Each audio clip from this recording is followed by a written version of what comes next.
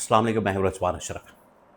एक तरफ supreme court of Pakistan ने गवर्नमेंट के ऊपर शहबाज शरीफ के ऊपर नाअहली की तलवार लटका दी है। दूसरी जानिब एस्टैब्लिशमेंट ने एक बार फिर से आसिफ अली जरदारी को सदर को कैटेगोरिकली पैगाम पहुंचा दिया है, पैगाम भेज दिया है और उसके अंदर ये बता दिया गया है कि अब आपके पास बिल्कुल लास्ट ऑप्शन है, बिल्कुल फाइनल ऑप्शन है। अगर आपने अब भी हमारी डिमांड्स को पूरा ना किया, हमारे मुतालबात को पूरा ना किया, और उसके लिए एक बहुत बड़ा सिग्नल आ गया है जरदारी के ख़िलाफ़।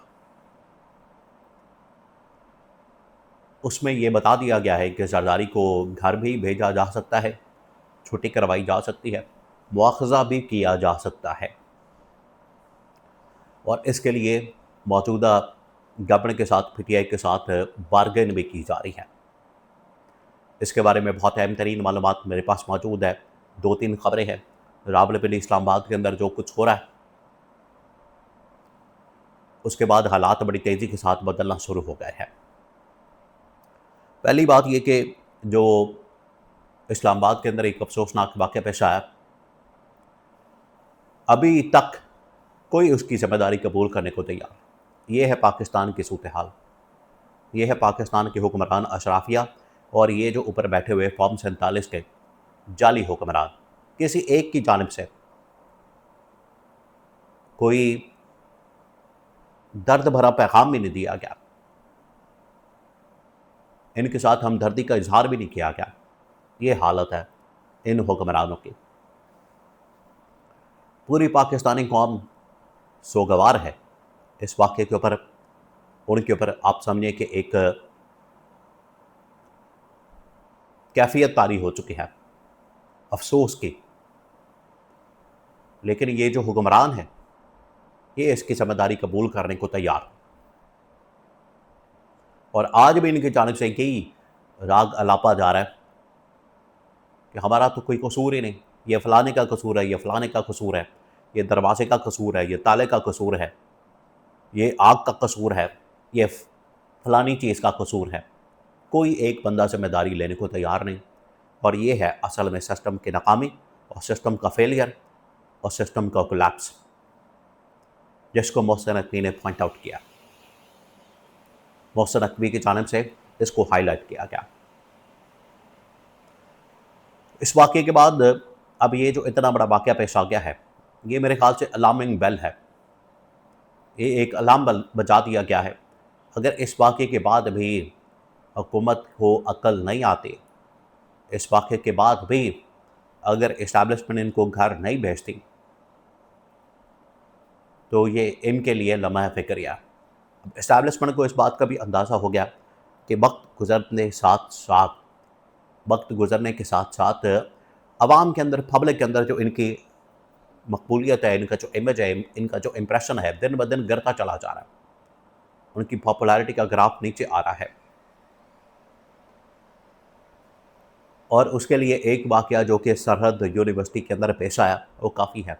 इसको समझने के लिए पाकिस्तान की फ़ौज की इस्टेब्लिशमेंट का पॉपुलैरिटी का ग्राफ गेज करने के लिए वो एक वाक़या काफ़ी है। और उसके अंदर जो बयानियाँ बनाने की कोशिश की गई कि नहीं, इसमें वो फ़ौजी एहलकार का, कर्नल का, फ़ौजी ऑफिसर का कसूर कोई नहीं है। बाद में आने वाली वीडियोज़ ने साबित कर दिया कि कसूर उस खातून का और फ़ौजी अफसर का है,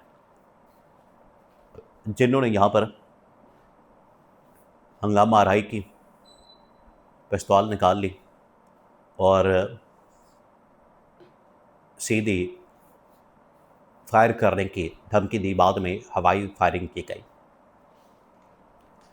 अब इस्टेब्लिशमेंट के लिए ये जो डेवलपमेंट्स हैं, ये आप समझें कि आई ओपनिंग है।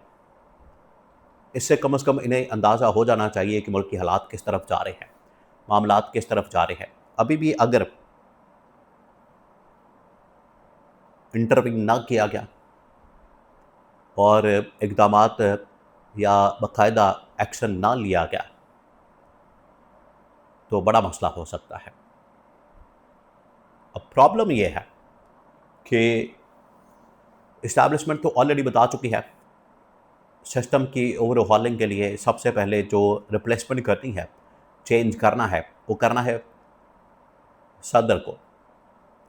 अगर मौजूदा गवर्नमेंट और पीपल्स पार्टी, नून लीग और पीपल्स पार्टी इस बात के ऊपर एग्री कर जाते हैं कि ठीक है हम 28वीं तरमीम कर लेते हैं, मुल्क के अंदर सूबे बना देते हैं, मुल्क को मज़ीद डिवाइड कर देते हैं, तो ठीक है फिर मुल्क को आगे बढ़ाने के लिए, मामलात को आगे बढ़ाने के लिए चीज़ें मज़ीद बेहतर की जा सकती हैं। लेकिन अगर इनकी जानिब से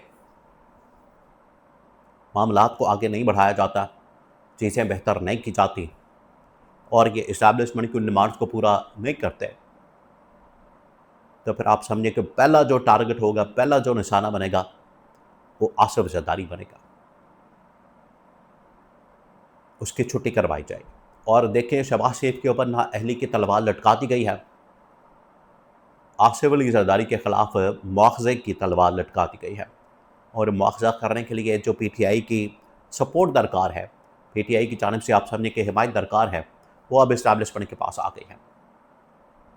अब इस्टेब्लिशमेंट किसी वक्त भी इस सपोर्ट को इस्तेमाल करते हुए, हिमायत को इस्तेमाल करते हुए और इस पूरे मामले को इस्तेमाल करते हुए आसिफ अली जरदारी को फारिग कर सकती है और नून लीग और PTI का एक अलाइंस बना के या उनकी नंबर गेम सेट करके, नंबर गेम बना के मुआख़ज़ा करके घर भेजा जा सकता है आसिफ अली जरदारी को। क्योंकि ये लोग इस बात के ऊपर नहीं आ रहे, सेनेटर सईद गनी, इसके अलावा शर्जील मेमन, नासिर शाह, वज़ीर आला सिंध मुराद अली शाह और बाकी लोगों की जानिब से कैटेगोरिकली पैगाम भेज दिया गया है इस्टेब्लिशमेंट के लिए कि जो मर्जी कर लिया जाए, हमने इस्टेब्लिशमेंट की डिमांड को पूरा नहीं करना, हमने इस्टेब्लिशमेंट की बात को नहीं मानना, इस्टेब्लिशमेंट की किसी बात को तस्लीम नहीं करना। ये इनकी जानिब से पैगाम आ गया। इस पैगाम के बाद अब इस्टेब्लिशमेंट के पास कोई रास्ता नहीं बचा, कोई ऑप्शन नहीं बचा इसके अलावा कि आसिफ अली जरदारी को फारिग करके घर भेज के जनरल आसिम को या उनके किसी और आदमी को सदर बना दिया जाए या मोहसिन नकवी को सदर बना दिया जाए और बाद में सिस्टम की जो ओवरहॉलिंग है, सिस्टम की जो आपने उसको चेंज करना है, अपनी मर्ज़ी के मुताबिक ना सिर्फ गवर्नमेंट को इंस्टॉल किया जाए, प्लान किया जाए, बल्कि सिस्टम के बाकायदा तौर पर ओवरहॉलिंग करते हुए बेहतरी पैदा की जा सके।